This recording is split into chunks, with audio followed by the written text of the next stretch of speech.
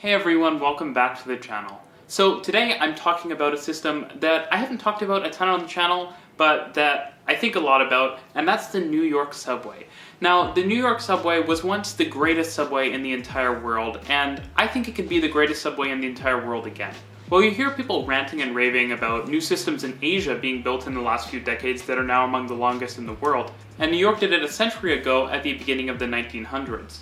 I sometimes wonder what New York City's subway would be like if things had been more like London, and eventually good management had won through, and the system had turned out to be one of the greatest in the world, with continuing upgrades and great management throughout the years, leading to a really well integrated agency and one of the best subway systems in the world bar none. Not the current New York subway, which sort of rests on its laurels from, as I mentioned, a century ago. So in this video, what I want to talk about is some of the things that make the New York subway so unique, some of the things that could enable it to be the greatest system in the world once again, some of the problems New York has faced, and how we get back to that top spot in the world. Let's get into it.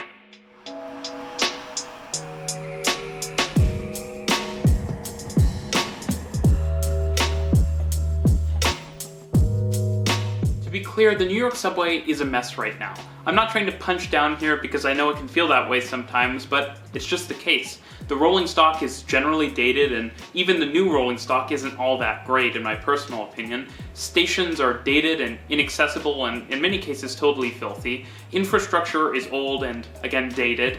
And expansion is basically non-existent. We did have 2nd Avenue and the 7-line extension a few years ago, but that's a total of 4 stations. It's not exciting, and we need to see drastic expansion, the type of which we're seeing in London with Crossrail or in Paris with the Grand Paris Express. Now, to be clear, some of these problems are really hard to solve. The insane costs of constructing subways like 2nd Avenue are not so easily explained. People like Alan Levy and some of the other folks at NYU working on the Transit Cost Project are doing fantastic work investigating this and kind of releasing research and the like, but I'm not really going to try to propose solutions to fixing the cost issue today. What I'm going to talk about is kind of practical things I think could be done and should be done in order to improve the New York City subway and kind of bring it into the 21st century. Now, New York has fantastic foundations for its subway network. It has large, high-capacity stations which are often quite shallow, which is fantastic actually because it means they're very accessible, at least on foot. We'll get back to the accessibility issue later. New York, of course, also has extensive high-quality quad-track core routes, which means that there's a lot of potential to maybe increase capacity further out in the suburbs because we have such great trunk capacity. Seriously though, imagine how much capacity New York would have if all of those quad-track central trunks were fully ATC/CBTC enabled. It would be truly insane how much capacity exists. Unfortunately, in a lot of cases, the most expensive part of the system has already been built, which is the core trunks, as I mentioned, through Manhattan. Now, on the station side, to be clear, there has been progress.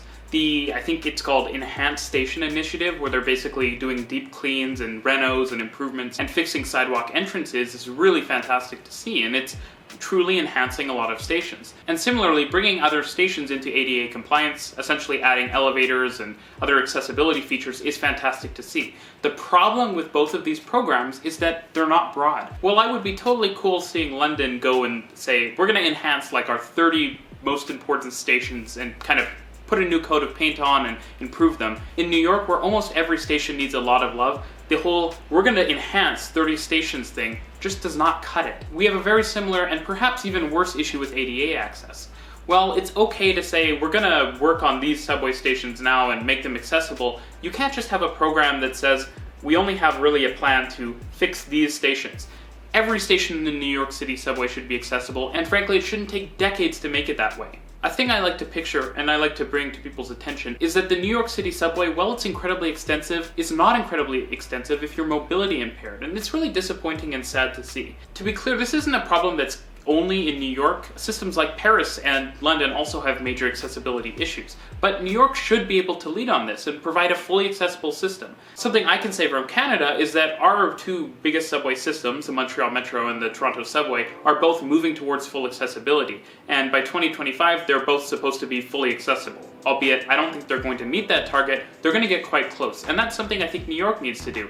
Let's set a date and say the whole system has to be accessible by this date, and then at least aim for that target. And for both of these programs, both the Station Enhancement Program and the Accessibility Program, it shouldn't just be about let's get up to standard or let's reach this minimum level. We need to go beyond that to create a truly great system.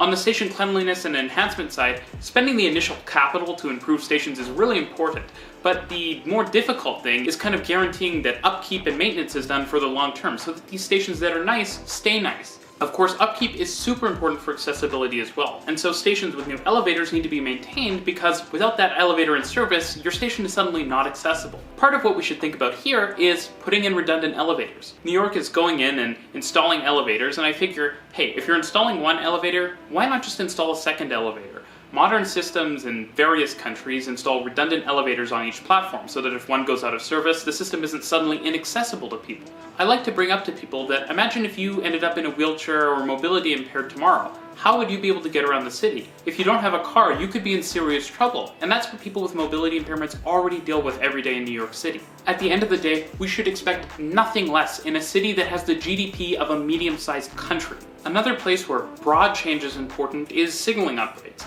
It's great to see that some trunks are being upgraded to ATC already, and that's going to be super beneficial as I mentioned. But the project shouldn't just involve a few trunks, it should really involve the entire system. And I'm not saying that can happen overnight, but there needs to be a strong plan and strong management, and that's something I don't disagree on. In fact, I think it would be great if you had, I don't know, an ex-London Underground guy, someone like that, you know, with a lot of experience. Maybe he could have some other North American experience as well. You should really get that sort of guy in New York and get him to make a plan. I think that would be a great idea.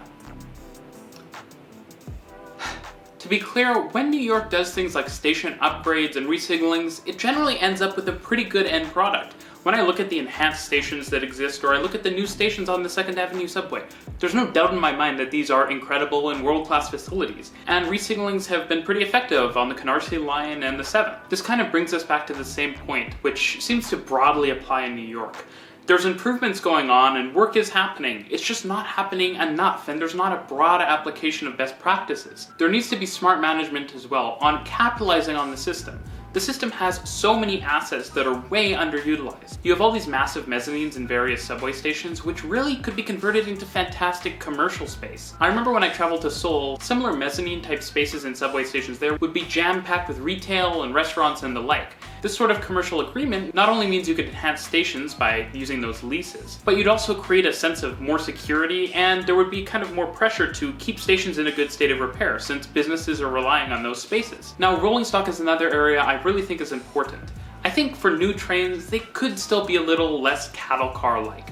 Now, I don't like the whole cattle car term, but New York starts to verge on being, yeah, legitimately a cattle car. I just feel like the whole plastic bench seats and stainless steel environment feels a little sterile, especially when you're considering the fact that a lot of passengers on the New York City subway are traveling very long distances. I think that maybe introducing a little more comfort to trains could be good. It's something worth thinking about.